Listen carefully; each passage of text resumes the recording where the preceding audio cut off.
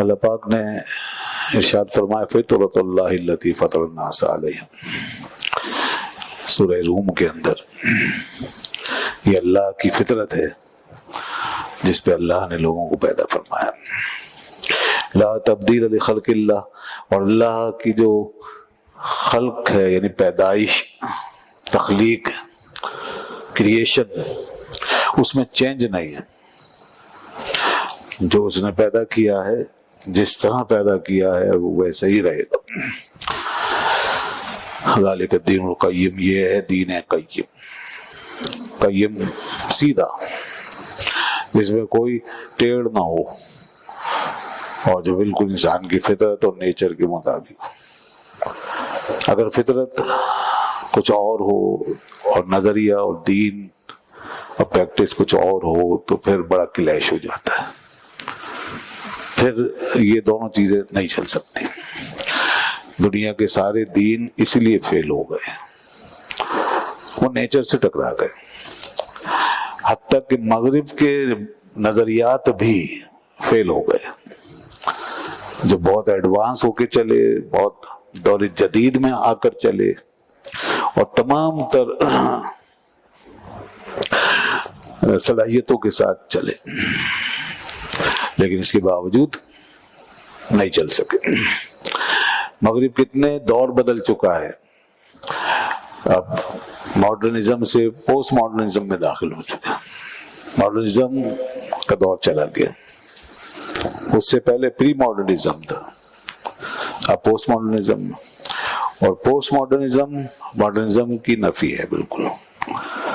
اب ایک لمبی بحث ہے کہ کیا چیز ہے پوسٹ ماڈرنزم، مگر بہت بڑی تباہی ہے. تو اس لیے یہ اسی طرح تبدیل ہوتے رہیں گے اور اپنے چوغے بدلتے رہیں گے، مگر یہ کسی منزل پہ نہیں پہنچ سکے. اقبال نے بہت پہلے کہا تھا کہ ڈھونڈنے والا ستاروں کی گزرگاہوں کا اپنے افکار کی دنیا میں سفر کر نہ سکا. جس نے سورج کی شعاؤں کو گرفتار کیا، زندگی کی شب تاریک سحر کر نہ سکا. اپنی حکمت کے خم و پیچ میں الجھا ایسا، آج تک فیصلہ نفع و ضرر کر نہ سکا. نہیں کر سکا، ناکام ہے، فیل. تو فطرت چاہیے. فطرت، انسان ایک قدرتی شیپ پر بنا ہوا ہے، ایک نیچر پہ کھڑا ہوا. یہ پوری کائنات ایک نیچر پہ کھڑی ہوئی ہے. اللہ نے جس نظام پر اس کائنات کو بنایا ہے اور جس نظام پر انسان کو بنایا، وہی نیچر.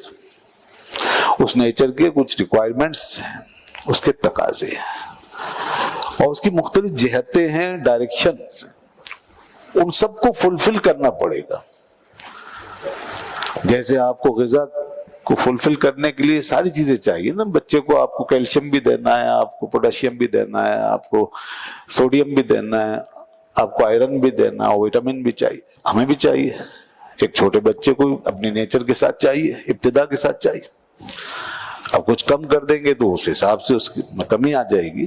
اسی طرح انسان کی ایک پوری ہولسٹک نیچر ہے، اس کے بہت سے تقاضے ہیں، اور وہ ساری چیزیں مل کے ایک مکمل تصویر بنتی ہے. پھر اب اس مکمل تصویر کے لیے ایک مکمل فریم چاہیے، اور وہ فریم سے بھی اسلام دیتا، ورنہ تصویر ضائع ہو جائے گی. اب اچھا، وہ تقاضے کیا ہیں، وہ آپ کی جہتیں کیا ہیں، آپ کی ڈائمینشنز کیا ہیں.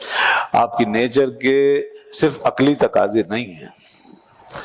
مغرب نے یہی سمجھا تھا کہ بس عقل کے اوپر کھڑا کرو نظام، یہ کافی ہے. اسی طرح آپ کی نیچر کے صرف بایولوجیکل ریکوائرمنٹس نہیں ہیں. مغرب نے یہ بھی سمجھا کہ کچھ حیوانی تقاضے ہیں، اس کے لیے آزاد چھوڑو، یہ نیچر ہے، اور اسی پہ سوسائٹی کو کھڑا کر دیا.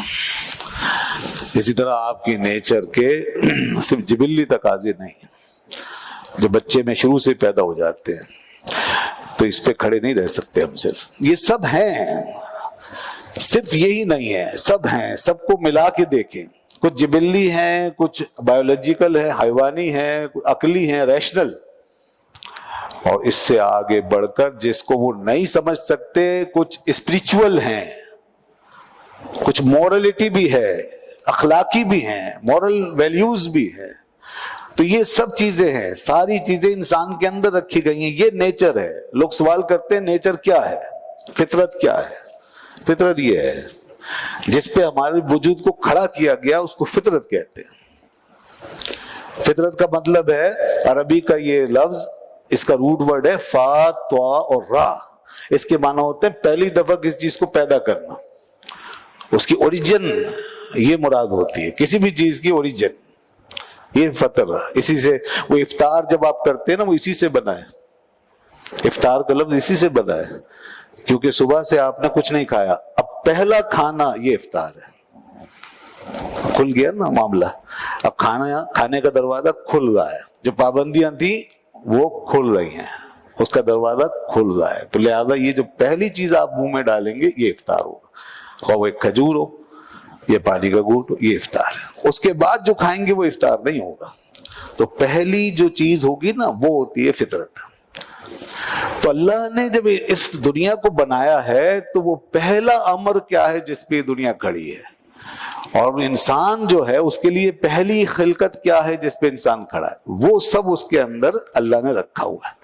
تو وہ یہی ہے کہ انسان کے کچھ عقلی تقاضے ہیں، انسان کے کچھ حیوانی تقاضے، انسان کے لیے کچھ جنسی تقاضے و خواہشیں ہیں، انسان کے لیے اسپریچول چیزیں ہیں، روحانی تقاضے ہیں، اور اسی طریقے سے انسان کے لیے اخلاقی تقاضے ہیں۔ ان سب سے مل کے انسان بنا ہے، اور یہ ساری چیزیں صرف انسان میں جمع ہیں، دنیا کی کسی اور مخلوق میں جمع نہیں ہیں۔ ڈائناسور بہت بڑا تھا جس کے بارے میں اب صرف جانا جا سکتا ہے، دیکھا کسی نے بھی نہیں ہے۔ اتنا بڑا جانور، اتنی بڑی مخلوق جس کے اندر شاید 1000 انسان سما جاتے، اس کے اندر بھی یہ سارے تقاضے نہیں رکھے اللہ نے، حالانکہ اس کی باڈی اتنی بڑی تھی۔ اور یہ انسان جو 2 ٹانگوں پہ کھڑا ہے اور آج سے 5.5-6 فٹ کا رہ گیا ہے، اس کے اندر وہ سارے تقاضے موجود ہیں، اور یہ ختم نہیں ہوں گے قیامت تک ختم، چاہے ہمارے سائز کم زیادہ ہوتے رہے۔ پہلے ہم 60 ہاتھ کے تھے، اب ہم 3-4 ہاتھ کے رہ گئے، تو تقاضے مگر وہی ہیں جو پہلے انسان میں تھے، وہی آخری انسان کے ہیں۔ اس لیے اللہ کا دین جو ہے نا، وہ بھی ایک خاص اصول کے تحت آتا رہا ہے۔ انسان کے لیے ایک بنیاد جو ہے اس کو سامنے رکھ کر دین میں بھی ایک یکسانیت رہی ہے، جب سے پہلی وحی آئی ہے۔ اور پھر اس کے بعد جب پورے نظام عمل کی ضرورت پڑی آج کے دور میں، تو وہ اسلام کی صورت میں آیا، اور پھر یہ ایسا ایک نظام بن کر آیا کہ اس میں کوئی بھی عمل اور فعل اور حکم ہماری فطرت کے خلاف نہیں رکھا گیا۔ یہ ہے خوبی، اس لیے اس کو دین فطرت کہتے ہیں۔ اللہ نے جو دین اتارا وہی دین فطرت ہے۔ انسان نے جتنے دین بنائے ہیں سب کہیں نہ کہیں فطرت سے ٹکراتے ہیں، تصادم کا شکار ہوتے ہیں، اس لیے پاش ہو جاتے ہیں۔ آج دنیا میں نہ عیسائیت اپلیکیبل ہے، نہ ہندو مت، نہ بدھ مت، نہ کنفیوشس کا مذہب، نہ شنٹو مت، نہ جناب مجوسیوں کا دین زرتشتی، کوئی نہیں، نہ مغرب کا یہ موجودہ نظریہ حیات، کوئی بھی قابل عمل نہیں، کوئی بھی پریکٹیکیبل نہیں۔ اس لیے یہ سب کے سب پھیلنے سے قاصر اور پوری دنیا کو ایڈریس کرنے سے قاصر ہے۔ صرف اللہ کا دین جو پوری انسانیت کو بحیثیت مجموعی بلاتا اور ہر فرد پر نافذ ہوتا اور اپنے آپ کو نافذ کرواتا، یہ واحد دین ہے کہ جو کہتا ہے یا ایھا الناس، اے ساری دنیا کے لوگوں آ جاؤ، اس کے اندر داخل ہو جاؤ۔ یہ اتنا مکمل فریم ہے کہ تمہاری پوری تصویر کو اپنے اندر جمع کر لے گا، اور فریم اگر پورا ہو تو تصویر کی حفاظت بھی ہوگی اور اس کا حسن بھی قائم رہے گا۔ فریم چھوٹا ہو تصویر باہر نکل جائے گی، پھٹ جائے گی، خراب ہو جائے گی اور ضائع ہو جائے گی۔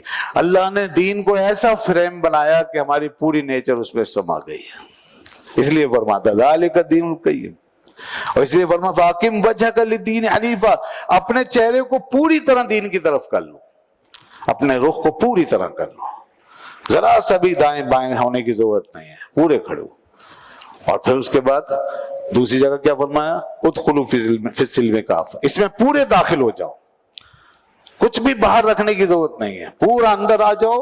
یہ ایسا فریم ہے جو تمہیں پورا اپنے اندر جذب کرے گا اور تمہاری پوری پکچر کو محفوظ بنائے گا۔ کوئی نقصان و لاس نہیں ہوگا، نقصان و لاس باہر رہنے میں ہوگا، जितना हिस्सा बाहर छोड़ के आओगे वही जाया हो जाएगा, वही बर्बाद होगा, और वो हो रहा है। ये दुनिया में बड़ी बड़ी तबाहियां और बर्बादियां, इसकी वजह यह है कि ये इस्लाम के दायरे से बाहर निकले हुए, और अभी देखिएगा वो और बड़ी बड़ी तबाहियां आएंगी। खुद इन्होंने अपनी बर्बादियों का सामान जमा करके रखा हुआ है, बड़े मौलिक हथियार रखे हैं इन्होंने। इंसानियत के दुश्मन हुए हुए हैं ये सब आपस में, ये एक दूसरे को मारेंगे।